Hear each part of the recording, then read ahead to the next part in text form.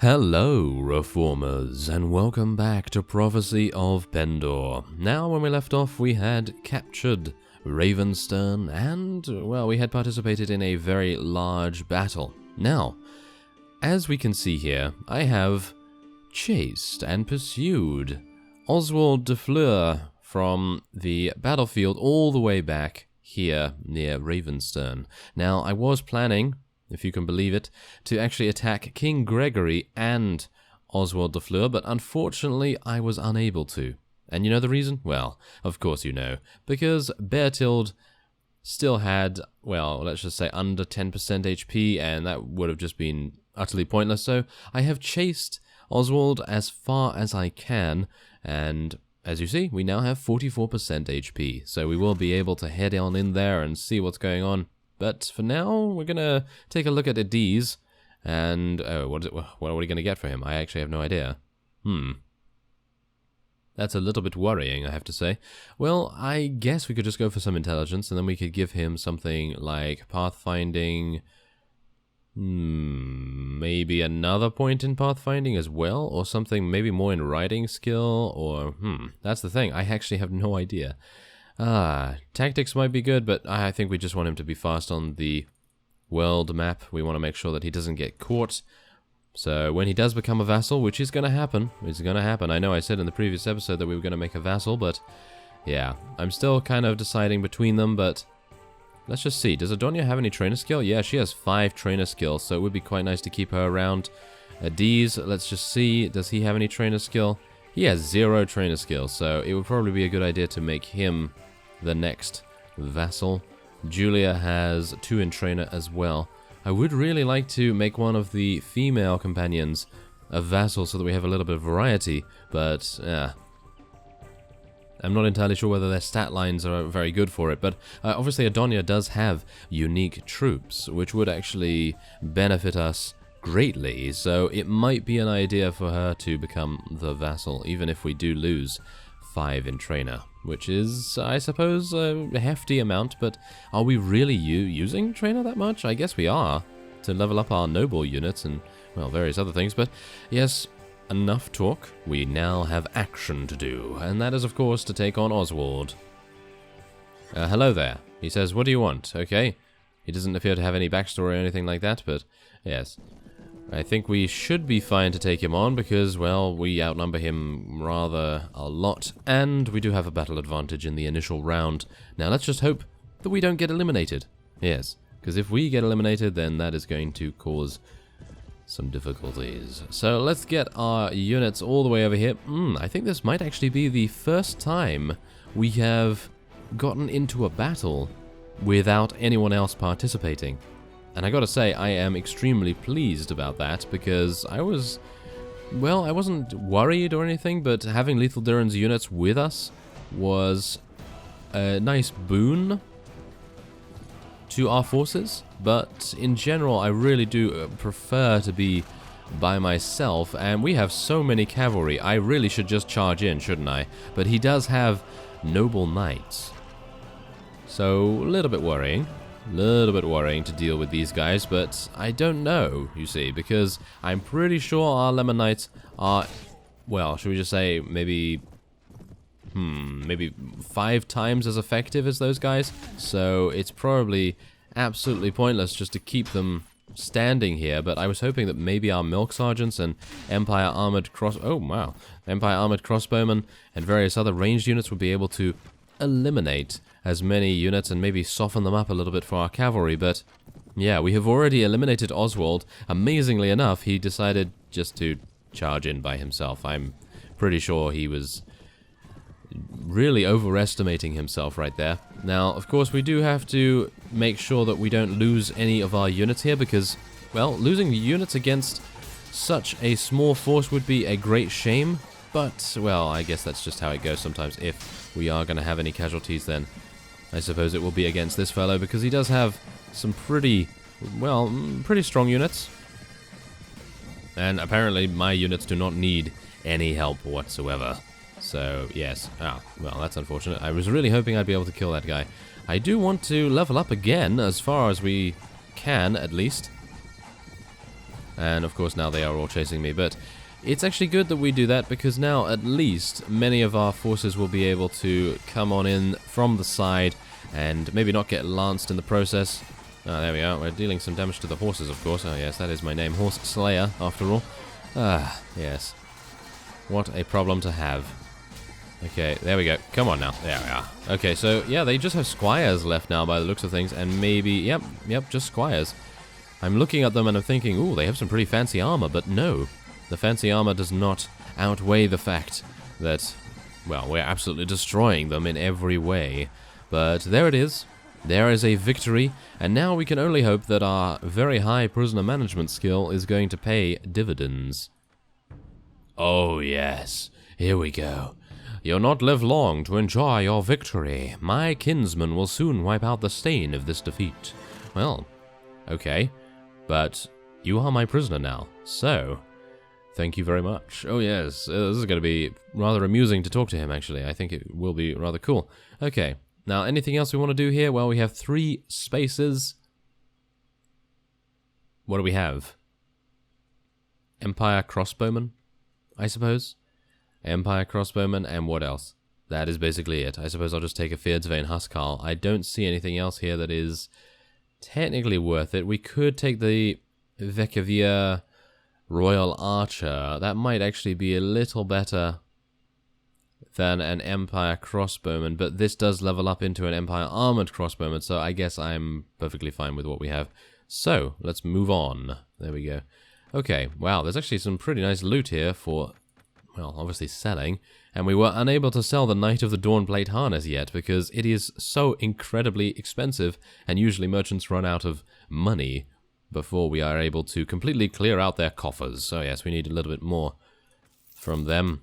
There we are. Okay, so let's talk to Oswald, shall we? Now, let's see. Hello there. Okay, so this guy can give us a Qualis gem, or we can get 100,000 dinars. Now, this is the thing.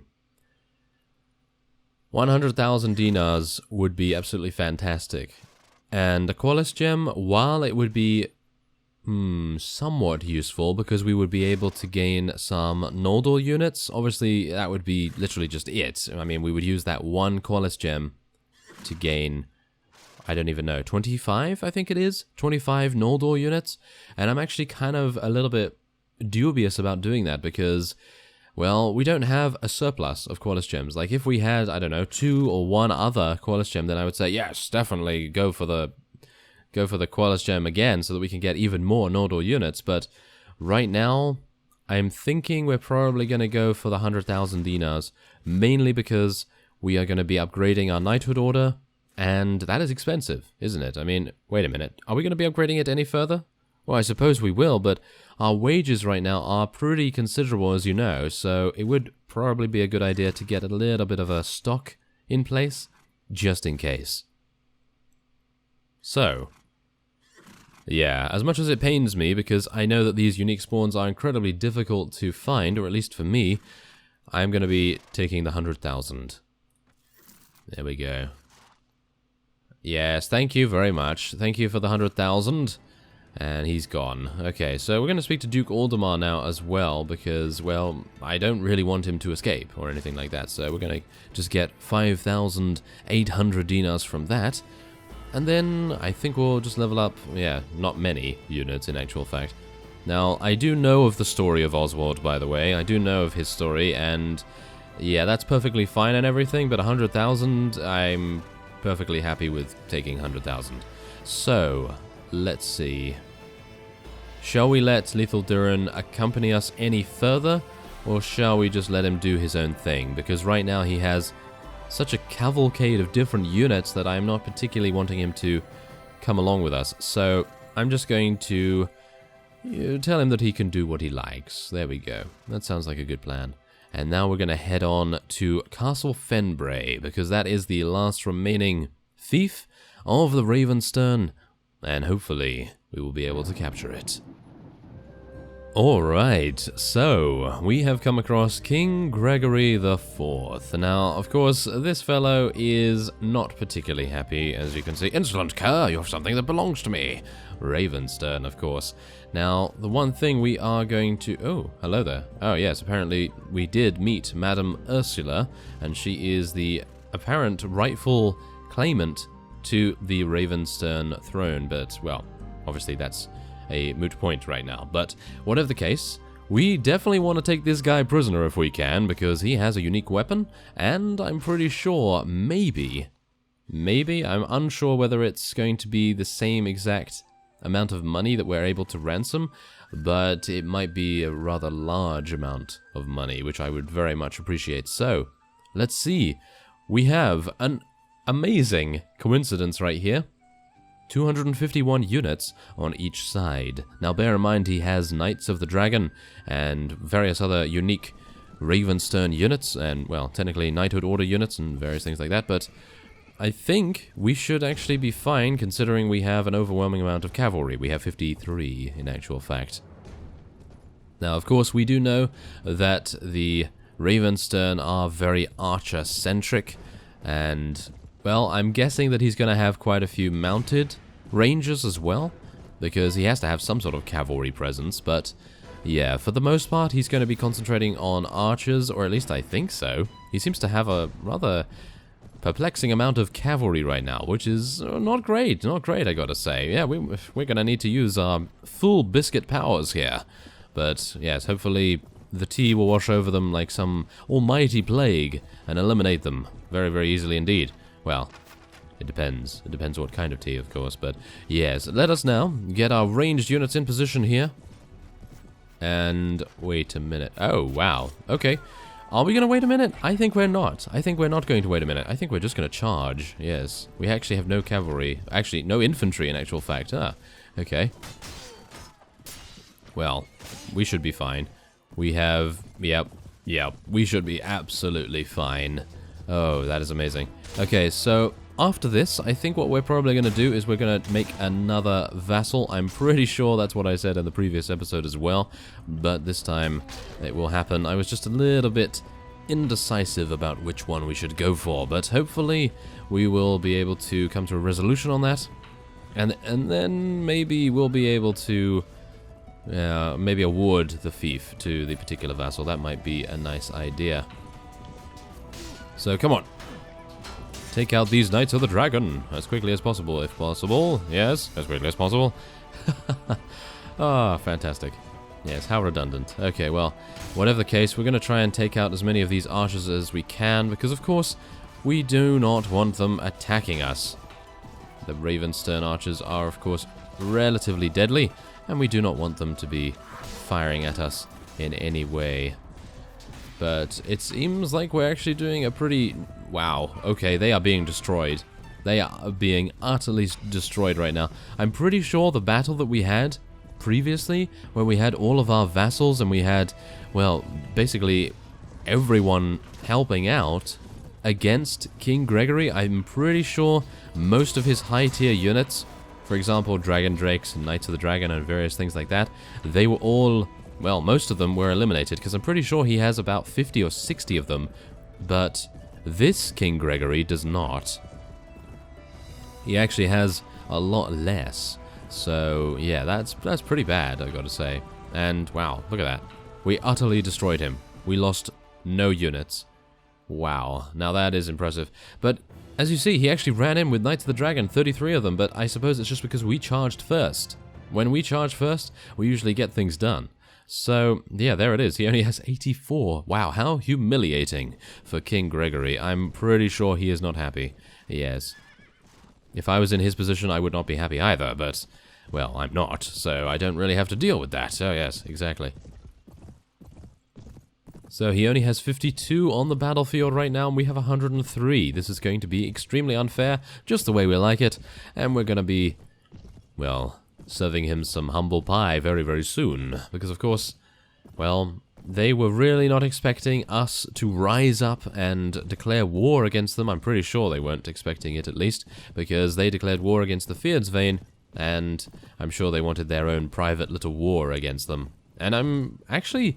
Were they winning? Were they actually winning against the Fierdsvain? I am not entirely sure about that, because we saw an overwhelming amount of vassals, Ravenstone vassals that is, running through Fierdsvain territory, so you would expect maybe they were doing a pretty nice job. Okay, well, these are all archers, so I think you can kind of tell what we're going to be doing, and that is mostly charging in and destroying them.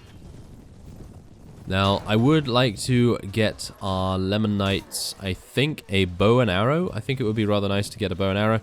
We'll see what we can actually do about that, because, of course, I don't particularly want them, well, shooting all the time. I would like them to actually be in melee most of the time as well to protect our milk sergeants, of course. Because if we don't have any protection for them whatsoever, then we're, of course, going to be, well, out of luck in many respects, because we don't want to lose any more of these noble units than we can, because my prestige is currently extremely low, and recruiting more of them would be very expensive. So, yeah. Well, we'll try. We'll see. We'll see what's actually going to go on there. And, of course, we lost one unit. We literally lost one unit, or did we actually gain a renown? I think we gained renown, and that gave us an additional company size slot. So that's pretty nice. And let's take a bunch of loot. There we go. Now let's see. Are we able to... Did he escape? Did he actually escape? Oh. Oh, that is... Oh, that's an absolute travesty. That is... Oh. So disappointing. Okay, well, I was very much hoping to do that, but... Yeah, at the very least, we did get the unique spawn, and that is the main thing. Now, bear in mind, this particular castle is going to be very difficult to take. I think it is actually a siege tower. I'm just going to hit... Yep. Yeah, exactly. I was just going to head in there just to check out to see what's actually going on, and it is indeed a siege tower.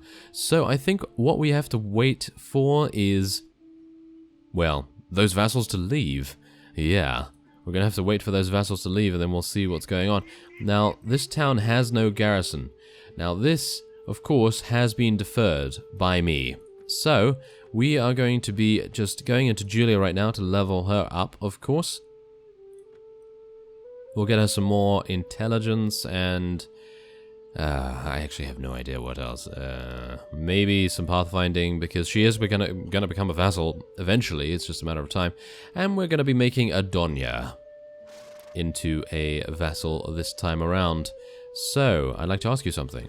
Would you be interested in holding a fief? And I'm gonna be giving Ravenstone. There we go. Fantastic. Okay, so, yes, both Lethal Durin and Frederick have a pretty reasonable personality towards Adonia. Actually, wait. Frederick? Yes. Frederick and Lethal Durin have a pretty reasonable relationship toward her, and they only lose 1 point each, which is actually perfectly fine. Because the bad guys, they lose 3 or 4 or even more than that when you actually give something. So there we go. She is now the Lady of Ravenstone, which is absolutely fantastic. Hopefully she will be able to recruit a bunch of units as well, and she'll start obviously garrisoning and defending Ravenstone with all her might. And so, with that, I will end this episode off here, and so I thank you very much for watching, and I will see you next time.